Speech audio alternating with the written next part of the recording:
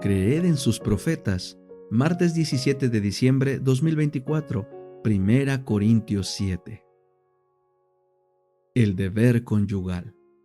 En cuanto a las cosas de que me escribieron, bueno es para el hombre no tocar mujer, pero a causa de la inmoralidad sexual, cada hombre tenga su esposa y cada mujer tenga su esposo. El esposo cumpla con su esposa el deber conyugal, asimismo la esposa con su esposo. La esposa no tiene autoridad sobre su propio cuerpo, sino su esposo. Asimismo, el esposo tampoco tiene autoridad sobre su propio cuerpo, sino su esposa. No se nieguen el uno al otro a menos que sea de acuerdo mutuo por algún tiempo, para que se dediquen a la oración y vuelvan a unirse en uno, para que no los tiente Satanás a causa de su incontinencia. Esto digo a modo de concesión, no como mandamiento. Más bien quisiera que todos los hombres fuesen como yo, pero cada uno tiene su propio don procedente de Dios, uno de cierta manera y otro de otra manera. Digo pues a los no casados y a las viudas que les sería bueno si se quedasen como yo, pero si no tienen don de continencia, que se casen, porque mejor es casarse que quemarse. La permanencia del matrimonio. Pero a los que se han casado mando no yo, sino el Señor, que la esposa no se separe de su esposo, pero si ella se separa, que quede sin casarse o que se reconcilie con su esposo, y que el esposo no abandone a su esposa. A los demás digo yo, no el Señor, que si algún hermano tiene esposa no creyente y ella consiente en vivir con él, no la abandone. Si alguna esposa tiene esposo no creyente y él consiente en vivir con ella, no lo abandone. Porque el esposo no creyente es santificado en la esposa y la esposa no creyente en el creyente. De otra manera sus hijos serían impuros, pero ahora son santos. Pero si el no creyente se separa, que se separe. En tal caso, el hermano o la hermana no han sido puestos bajo servidumbre, pues Dios los ha llamado a vivir en paz. Porque, ¿cómo sabes, oh esposa, si quizás harás salvo a tu esposo? ¿O cómo sabes, oh esposo, si quizás harás salva a tu esposa? El cristiano en su ambiente social. Solamente que viva cada uno como el Señor le asignó, y tal como era cuando Dios lo llamó. Así ordeno en todas las iglesias. ¿Fue llamado a alguien ya circuncidado? No disimule su circuncisión.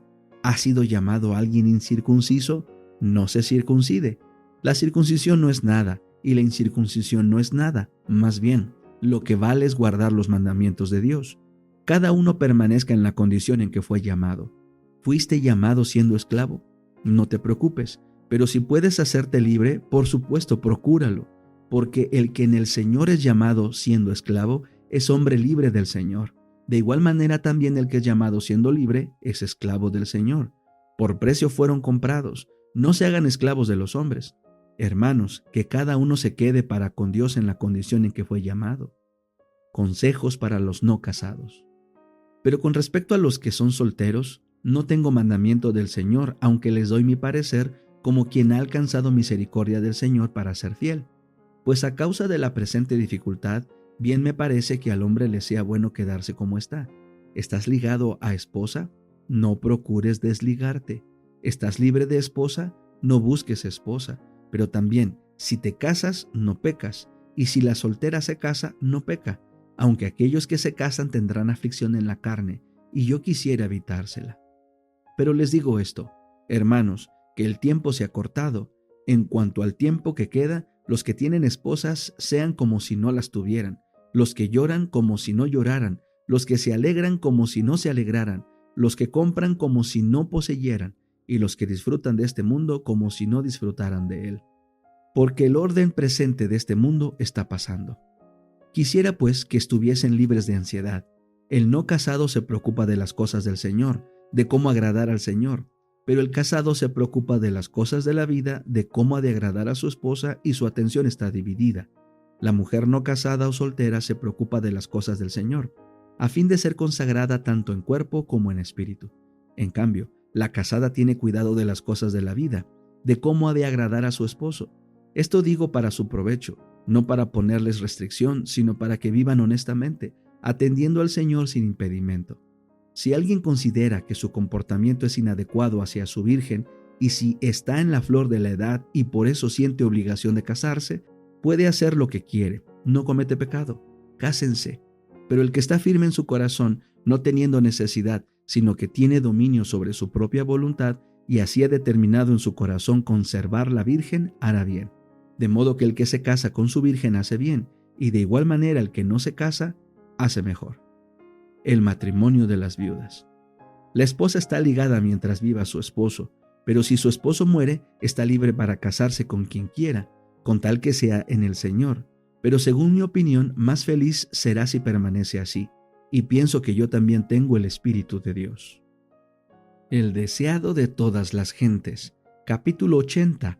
En la tumba de José. Aún en la muerte, el cuerpo de Cristo era precioso para sus discípulos. Anhelaban darle una sepultura honrosa, pero no sabían cómo lograrlo. La traición contra el gobierno romano era crimen por el cual Jesús había sido condenado, y las personas ajusticiadas por esta ofensa eran remitidas a un lugar de sepultura especialmente provisto para tales criminales. El discípulo Juan y las mujeres de Galilea habían permanecido al pie de la cruz. No podían abandonar el cuerpo de su Señor en manos de los soldados insensibles para que lo sepultasen en una tumba deshonrosa. Sin embargo, eran impotentes para impedirlo. No podían obtener favores de las autoridades judías y no tenían influencia ante Pilato. En esta emergencia, José de Arimatea y Nicodemo vinieron en auxilio de los discípulos. Ambos hombres eran miembros del Sanedrín y conocían a Pilato. Ambos eran hombres de recursos e influencia. Estaban resueltos a que el cuerpo de Jesús recibiese sepultura honrosa. José fue osadamente a Pilato y le pidió el cuerpo de Jesús. Por primera vez supo Pilato que Jesús estaba realmente muerto. Informes contradictorios le habían llegado acerca de los acontecimientos que habían acompañado la crucifixión, pero el conocimiento de la muerte de Cristo le había sido ocultado a propósito. Pilato había sido advertido por los sacerdotes y príncipes contra el engaño de los discípulos de Cristo respecto de su cuerpo. Al oír la petición de José, mandó llamar al centurión que había estado encargado de la cruz, y supo con certeza la muerte de Jesús. También oyó de él un relato de las escenas del Calvario que confirmaba el testimonio de José.